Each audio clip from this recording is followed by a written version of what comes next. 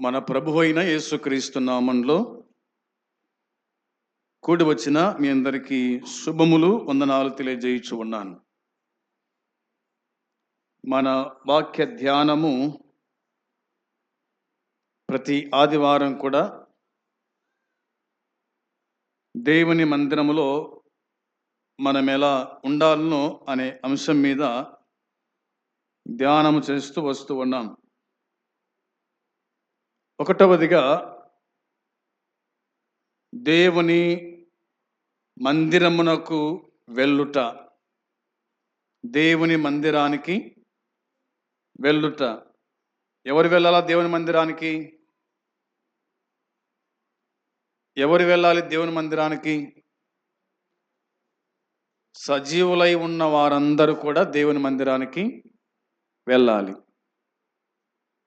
నా మందిరము సమస్త జనులకు ప్రార్థనా మందిరమనబడును అని వ్రాయబడిన మాట ప్రకారంగా ఈ మందిరము దేవుని మందిరం కాబట్టి, దేవుడు సజీవమైన వాడు కాబట్టి, ఆ దేవుడి మనల్ని సజీవ లెక్కలో ఉంచాడు కాబట్టి మనము దేవుని మందిరానికి వెళ్ళాలి. ఎలా వెళ్ళాలి దేవుని మందిరానికి? సంతోషంగా వెళ్ళాలి. అవునా? ఎలా వెళ్ళాలంట దేవుని మందిరానికి?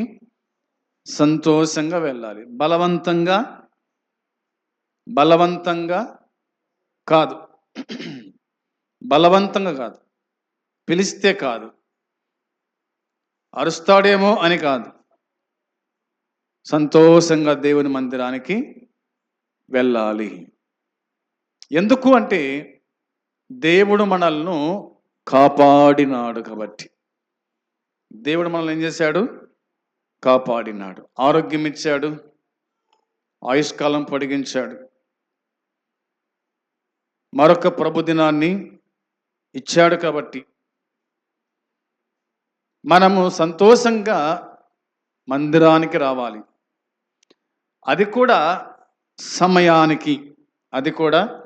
సమయానికి. మనము సమయాన్ని పాటించు వారమై ఉండాలి. మొన్న స్తుతి కూడిక జరిగింది, అవునా? ఆ స్తుతి కూడికకు కొందరిని ఆహ్వానించడం జరిగింది. అందులో ఒక ఆయన ఇలాగన్నాడనమాట, అన్న ఎక్కడైనా కానీ స్తుతి కూడిక కానీ, వివాహం కానీ, ఏదైనా కానీ 11 అని చెప్తారు కానీ 12:30 అట్లయితుంది. నేను అట్టనే అనుకున్నాను. ఇంత కరెక్ట్గా సమయానికి మీరు పాటిస్తారని, సమయానికి మీరు ప్రారంభిస్తారని నాకు తెలియకపోయా అన్నాడు. అర్థమైంది మాట?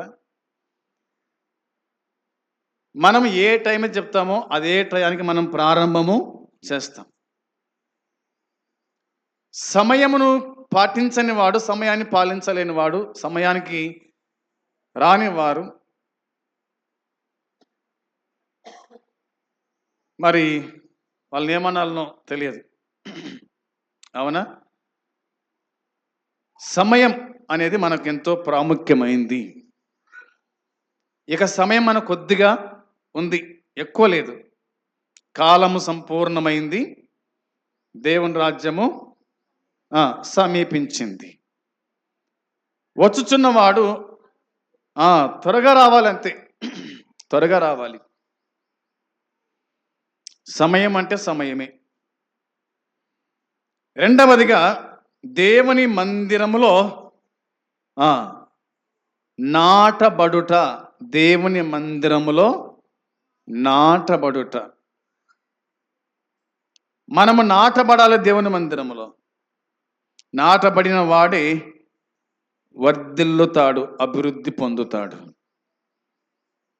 వర్ధిల్లేదెవరు? నాటబడిన వాడు. అభివృద్ధి పొందేదెవరు? నాటబడిన వారు.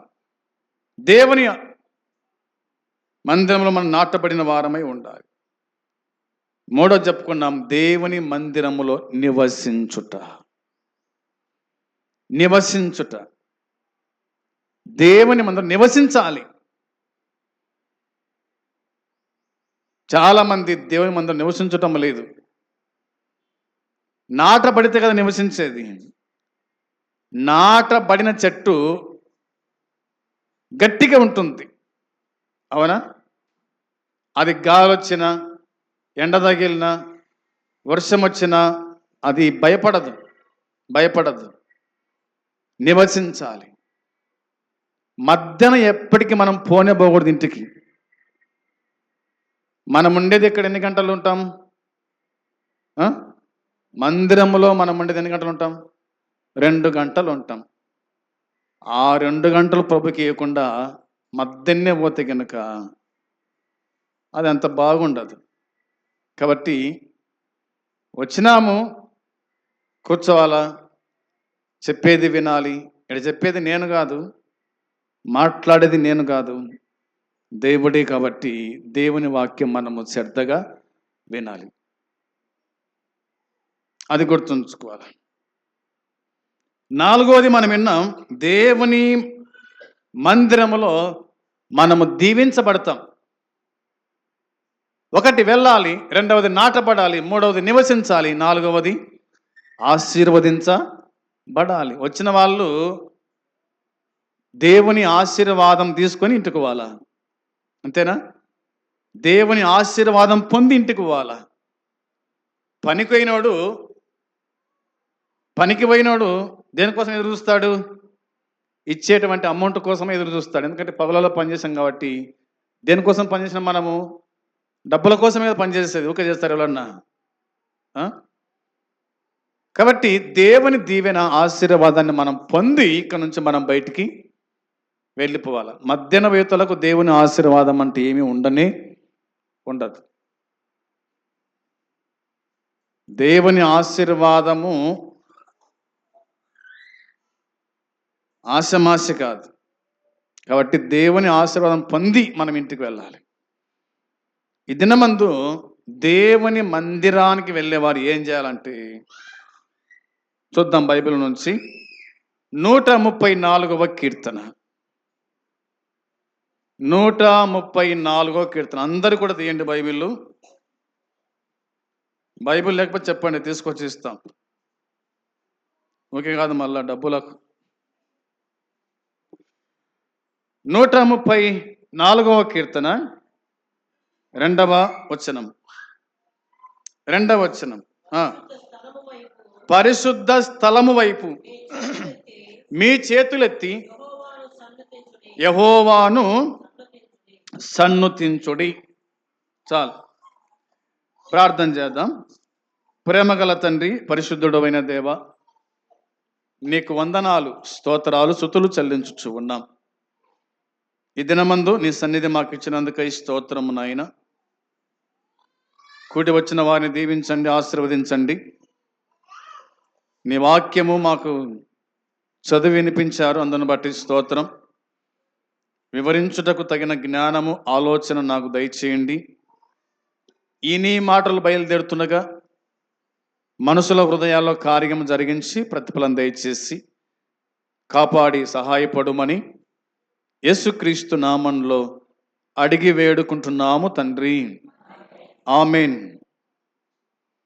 134వ కీర్తనలో ఎన్ని ఉన్నాయి వచనాలు? 3 వచనాలు మాత్రమే ఉన్నాయి. ఈ 3 వచనాలలోని మాటలు మనము ఈ దినం ధ్యానం చేయాలి. ఈ 3 వచనాలు రాయబడిన మాట ఏమిటంటే,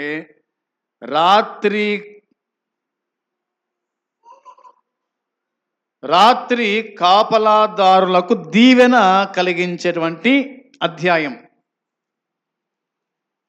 ఇప్పుడు రాత్రి కాపలాదారులు ఉంటారా ఉండరా? రాత్రి ఖచ్చితంగా కాపలాదారులు ఉంటారు. రాత్రి నైట్ డ్యూటీ చేసే వాళ్ళు ఉంటారు, పగలు డ్యూటీ చేసే వాళ్ళు ఉంటారు. నైట్ డ్యూటీ చేసే వాళ్ళు సాయంత్రం 6కి వెళ్తే ఉదయం 6 గంటలకు వాళ్ళ డ్యూటీ దిగుతారు. పగలు డ్యూటీ చేసే వాళ్ళు పగలు 6కి వెళ్తే సాయంత్రం 6 గంటలకు డ్యూటీ దిగి ఇంటికి వెళ్తారు. కాబట్టి ఈ కీర్తనకు ఉన్నటువంటి అంశం ఏంటంటే, రాత్రి కాపులాదారులకు దీవెన అని రాయబడింది. ఈ 134వ కీర్తన మొదటి వచనంలో, యెహోవా సేవకులారా, యెహోవా మందిరములో రాత్రి నిలుచుండు వారులారా, మీరందరు యెహోవాను సన్నుతించుడి అని ఉంది. యెహోవా సేవకులారా అనే మాట ఉంది. యెహోవా సేవకులారా, పని చేసేవాడు, పనివాడు. అవునా? మనమందరం కూడా దేవుని సేవకులం. పని చేయాలి. ఎక్కడ పని చేయాలి? దేవుని మందిరంలో పని చేయాలి. మేము నిన్న గత 3 దినాలు సేవా భారత్ అనేటువంటి ఒక మందిరానికి వెళ్ళినాం. అక్కడ ఆ స్థలములో దాదాపుగా 60 మంది అక్కడ సేవకులు ఉన్నారు. సేవకులు అంటే అందులో పనిచేసేవాళ్ళు.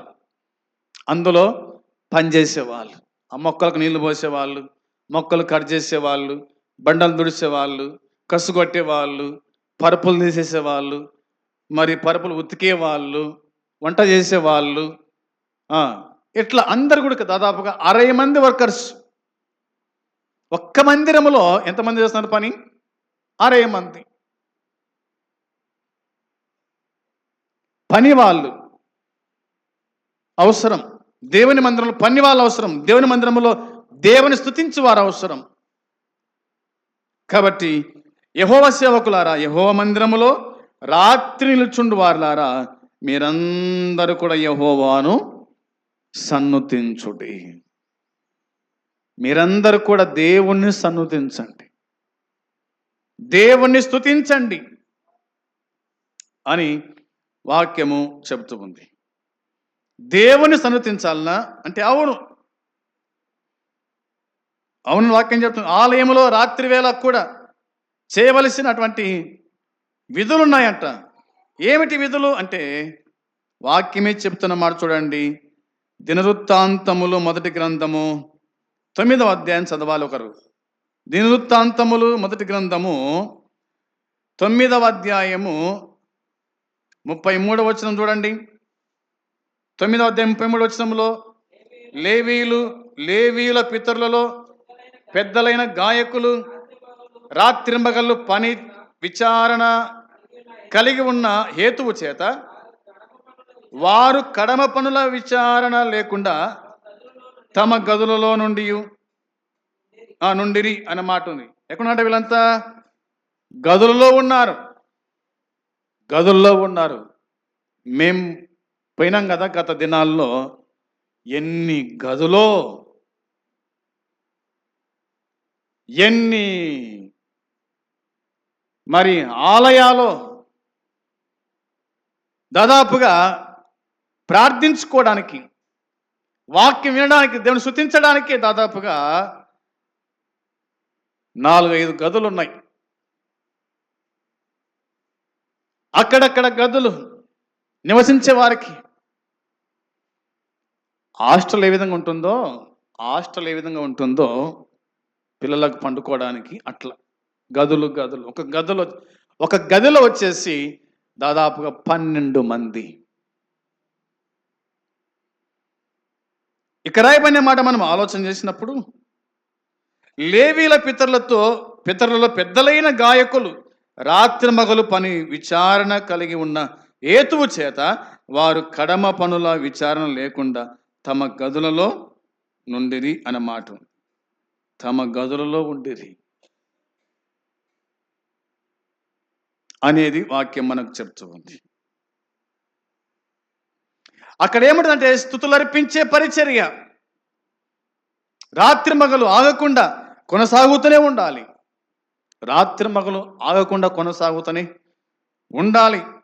కొనసాగుతూనే ఉండాలి. దేవుని వాక్యం చెప్తున్న మాట ఇలాగుంది. చూడండి, నిర్గమకాండం 28వ అధ్యాయం. నిర్గమకాండము 28వ అధ్యాయము 1వ వచనం చూడండి. మొదటి వచనం చదవాలి. మరియు నాకు యాజకత్వము చేయుటకై నీ సహోదరుడైన అహరోనును అతని కుమారులను అనగా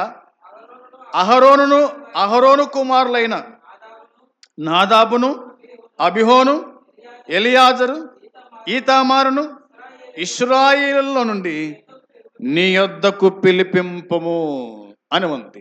పనిచేసేవారు ఉండాలి దేవుని మందిరములో. అవునా? యాజకులు ఉండాలి దేవుని మందిరంలో. యాజకులు దేవుని మందిరంలో ఉండాలి.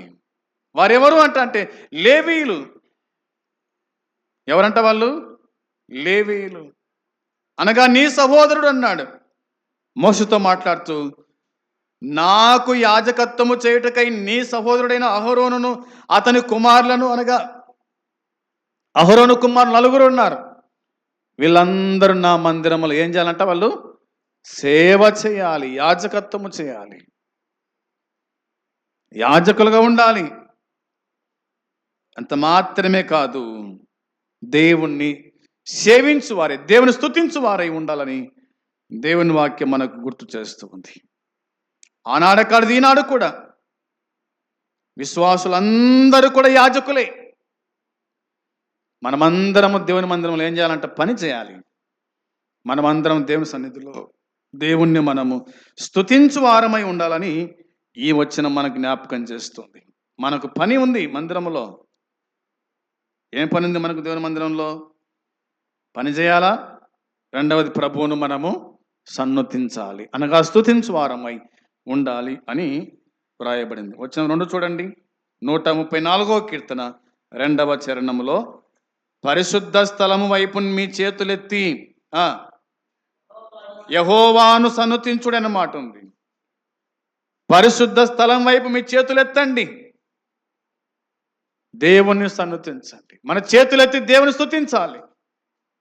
అది కూడా పరిశుద్ధ స్థలం వైపు. యెరూషలేములో పరిశుద్ధ స్థలం ఉంది. ఇశ్రాయేలందరూ కూడా ఆ చుట్టుపక్కల ప్రాంతంలో ఉన్నారు కాబట్టి వారు చేతులెత్తి దేవుణ్ణి వాళ్ళు స్తుతించు వారే ఉండాలి. దానియేలు చేతులెత్తి దేవుని స్తుతించాడు, ఆరాధించగలిగాడు. ఆ విధంగా మనము దేవుణ్ణి స్తుతించు వారమై ఉండాలి. 28వ కీర్తన 2వ చరణం చూడండి. 28వ కీర్తన 28:2లో రాయబడిన మాట, నేను నీకు మొరపెట్టినప్పుడు నీ పరిశుద్ధాలయము వైపునకు నా చేతులను ఎత్తుచున్నాడు, నా విజ్ఞాపన ధ్వని ఆలకించుము అని వాక్యం చెబుతుంది. ప్రియమైన సోదరి సోదరులారా, మనం మొరపెట్టేటప్పుడు, మనం ప్రార్థించేటప్పుడు, అవునా, వినండి బాగా, నేను నీకు మొరపెట్టినప్పుడు నీ పరిశుద్ధాలయం వైపునకు నా చేతులను ఎత్తున్నప్పుడు నా విజ్ఞాపన ధ్వని ఆలకించు. ఆయన పరిశుద్ధుడు, ప్రార్థన ఆలకించువాడు, నీ మనవి ఆలకించువాడు, నీకు జవాబిచ్చే దేవుడు, నిన్ను ఆశీర్వదించే దేవుడు, నిన్ను కాపాడి పోషించే దేవుడు. అందుకోసమే మనం చేయాల్సిన పని ఏమిటంటే, మన చేతులెత్తాలంట. ఎక్కడ? పరిశుద్ధాలయం వైపునకు, మందిరములో చేతులెత్తి దేవుణ్ణి మనము స్తుతించాలి అని వాక్యము మనకు గుర్తు చేస్తూ ఉంది. ఇంకా తీతు పత్రిక 2వ అధ్యాయము వచనం 8 చూడండి. తీతుకు రాసిన పత్రిక పౌలు 2వ అధ్యాయము 8వ వచనం మనం చూడగా ఏం చెప్తుంది వాక్యము? 2:8లో రాయబడిన మాట, పరపక్షమందుండు వాడు మనలను గూర్చి చెడు మాట ఏది చెప్పనేరక సిగ్గుపడినట్లు అన్నిటి యందును నిన్ను నీవే సత్కార్యముల విషయమై మాదిరి కనపరుచుకొనుము. నీ ఉపదేశం మోసము లేనిది గాను, మాన్యమైనది గాను, నిరక్షేపమైన హితవాక్యముతో కూడిందై ఉండవలెను అన్న మాట రాయబడింది. ఎలాగుండాలి మనం, ఎలా జీవించాలి మనం అంటే వాక్యం చెబుతుంది, నిన్ను నీవే మాదిరిగా కనపరుచుకొనుము. తీతు, నువ్వు దేవుని సన్నిధిలో ఉన్నప్పుడు నిన్ను నీవే మాదిరిగా కనపరుచుకోను. మాదిరి కనపరుచుకో, మాదిరిగా ఉండు దేవుని మందిరములో. మాదిరిగా ప్రభువును మనము స్తుతిస్తూ గణపరిచే వారికి ఉండాలని వాక్యం చెబుతుంది. కాబట్టి పవిత్ర స్థలం వైపు మీ చేతులెత్తి యెహోవాను కీర్తించండి, దేవుని స్తుతించండి, దేవుణ్ణి ఆరాధించండి. దేవుణ్ణి మనము స్తుతించు వారమై, దేవుణ్ణి మనం ఆరాధించు వారమై ఉండాలని ఈ వచనం మనకు జ్ఞాపకం చేస్తుంది. బైబిల్లో మనం చూడగా ఇలాగ వాక్యం చెప్తున్న మాట చూడండి, నేను జ్ఞాపకం చేస్తూ వస్తాను. 135వ కీర్తన 2-3 వచనాలు. 135వ కీర్తన 2-3 వచనాలు రాయబడిన మాట, యెహోవా మందిరములో, మన దేవుని మందిరపు ఆవరణములో యెహోవాను స్తుతించుడి. యెహోవా దయాళుడు, యెహోవాను స్తుతించుడి, ఆయన నామమును కీర్తించుడి, అది మనోహరము అని వాక్యం చెబుతోంది. ఏది మనోహరము? ఏది మనోహరం అంట? మనం చూడగా వాక్యం చెబుతున్న మాట, యెహో మందిరములో, మన దేవుని మందిరపు ఆవరణములలో నిలుచుండు వారలారా యెహోవాను స్తుతించుడి. యెహోవాను స్తుతించుడి. మందిరములు నివసించు వారు మాత్రమే యెహోవాను స్తుతిస్తారు. యెహోవా దయాళుడు, యెహోవాను స్తుతించుడి, ఆయన నామము కీర్తించండి, అది మనోహరం. దేవుని స్తుతించుట, దేవుణ్ణి గణపరచుట, అది మనోహరం, అది మంచిది అని వాక్యం చెబుతుంది. మనోహరమైన దాన్ని మనం విడిచిపెడుతున్నాం, మట్టి పాలవుతూ ఉన్నాం. అవునా? మనోహరమైనది విడిచిపెడుతున్నాం, మట్టి పని చేస్తూ ఉన్నాం. ఏది మనోహరమైంది అంటే వాక్యం చెబుతున్న మాట, ఆయన దయాళుడు, ఆయన స్తుతించండి, ఆయన నామమును కీర్తించండి, అది మనోహరం. ప్రభు దయాళుడని మీరు రుచి చూచుని ఎడల అన్నమాట ఉంది కదా. ప్రభు దయాళుడని మనం ఏం చేయాలంట? రుచి చూడాలి. రుచి చూస్తేనే కదా అర్థమయ్యేది, ఉప్పు ఎక్కువ ఉందా, ఉప్పు తక్కువ ఉందా అనేది. అవునా? రుచి చూడండి, ఉప్పు వేయాలి అంటాం మనం. కొంతమంది అంటారు అట్ని, రుచి చూసి చూడండి, ఉప్పు వేయలేదు, ఉప్పు వేయాలనా తగ్గియాలనా అనేది. అదేవిధంగా ప్రభు నామమును రుచి చూసిన వాడు మాత్రమే దేవుని మందిరములో దేవుణ్ణి స్తుతించగలుగుతాడు. అది మనోహరము అని వాక్యం చెబుతుంది. అందుని బట్టి యెహోవా మందిరములో, మన దేవుని మందిరములో, మన దేవుని మందిరపు ఆవరణములో నిలుచుండి మనము దేవుణ్ణి స్తుతించు వారమై ఉండాలి. ఇది మనం గుర్తుంచుకుంటాం. ఇంకా మనం ఆలోచన చేస్తే బైబిల్లో మనకు చాలా కనిపిస్తాయి. రండి, వచనం 3 చదువుకుందామా? 3వ వచనం రాయబడిన మాట, 134వ కీర్తన 3వ వచనంలో, భూమి ఆకాశములను సృజించిన యెహోవా సియోనులో నుండి నిన్ను అప్పుడు దేవుడు ఆశీర్వదిస్తాడు. మనము దేవుని స్తుతిస్తే ఆయన ఏం చేస్తాడు చెప్పాలి. మనము దేవుని స్తుతిస్తే ఆయన భూమి ఆకాశములను సృజించిన యెహోవా సియోనుల నుండి నిన్ను ఆశీర్వదించుతాడు. ఆశీర్వాదం కావాలంటే ఏం చేయాలా? దేవుణ్ణి స్తుతించాలి, దేవుణ్ణి ఆరాధించాలి, దేవుణ్ణి గణపరచాలి. అప్పుడు దేవుడు నిన్ను ఆశీర్వదించుతాడని వాక్యం చెబుతుంది. ఎలా ఆశీర్వదిస్తాడు దేవుడు?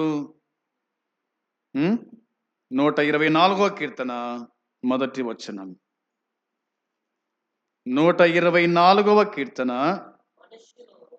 ఒక నిమిషం, వచనం 8వ వచనం. భూమి ఆకాశం సృజించిన యెహోవా నామము మనకు సహాయము కలుగుచున్నది. ఎవరి వల్ల ఆశీర్వాదం ఉందంట? రెండవది రాయబడిన మాట, భూమి ఆకాశం సృజించిన యెహోవా నామము వలననే మనకు సహాయం కలుగుతుంది.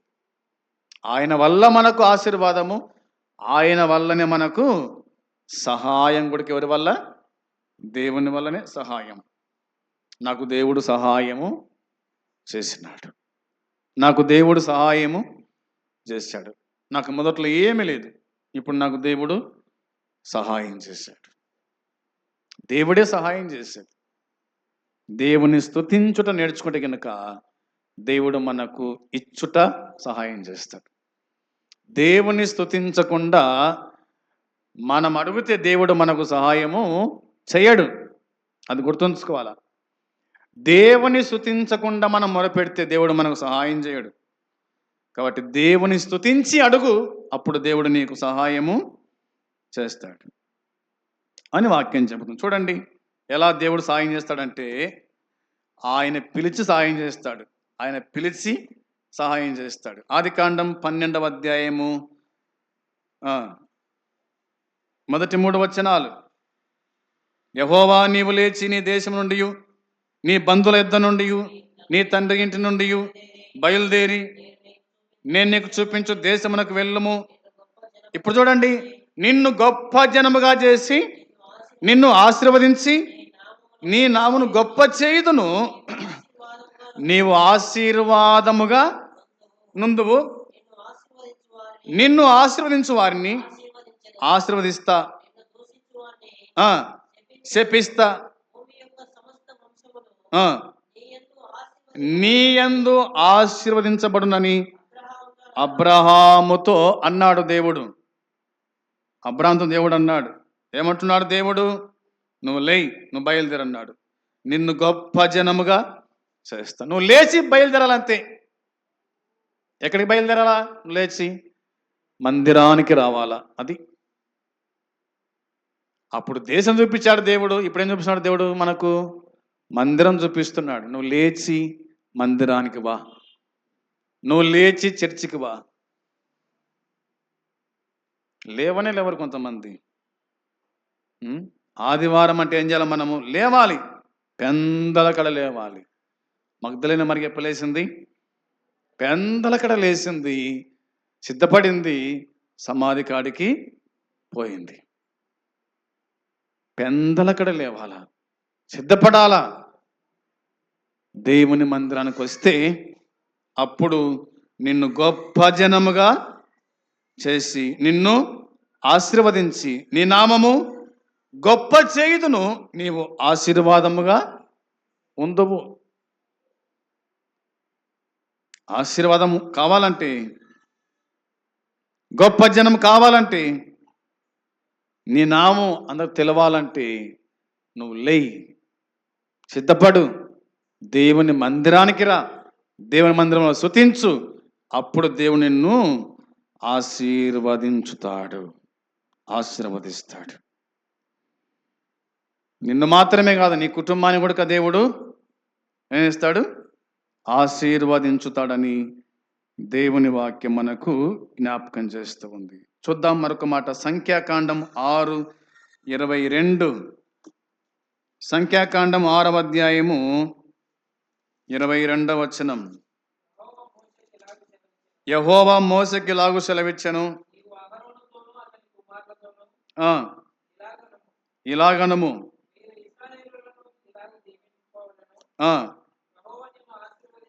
యెహోవా నిన్ను ఆశీర్వదించి నిన్ను కాపాడునుగాక. యెహోవా నీకు తన సన్నిధి ప్రకాశింపజేసి నిన్ను కరుణించునుగాక. యెహోవా నీ మీద తన సన్నిధి కాంతి ఉదయింపజేసి నీకు సమాధానము కలగజేయునుగాక. అట్లు వారు ఇశ్రాయేలు మీద నా నామమును ఉచ్చరించుట వలన నేను వారిని ఆశీర్వదించెదను అని ఉంది. దేవుడు దేవుని దాసుల ద్వారా ఏం చేస్తాడు? మనల్ని ఆశీర్వదించుతాడు. మోషేతో చెప్పిన మాట ఇది. మోషేతో ఇలాగ చెప్పాడు, నీవు అహరోనుతో అతని కుమారులతో ఇలాగూ చెప్పు అన్నాడు. మీరు ఇశ్రాయేలును ఇలాగ దీవించాలా. ఎలా దీవించాలంట? యెహోవా నిన్ను ఆశీర్వదించి నిన్ను కాపాడును గాక. యెహోవా నిన్ను, ఆ మాట చూడండి బాగా, యెహోవా నిన్ను ఆశీర్వదించి నిన్ను కాపాడును గాక. యెహోవా నీకు తన సన్నిధిని ప్రకాశింపజేసి నిన్ను కరుణించును గాక. నిన్ను కాపాడును గాక, నిన్ను కరుణించును గాక. ఇక్కడ దేవుని దాసులు దేవుని నామం పేరట మిమ్మల్ని ఏం చేస్తారు? ఆశీర్వదిస్తారు. కాబట్టి ఆశీర్వాదం పొంది మనము ఇంటికి వెళ్ళాలా అన్నది జ్ఞాపకం చేసుకోవాలి.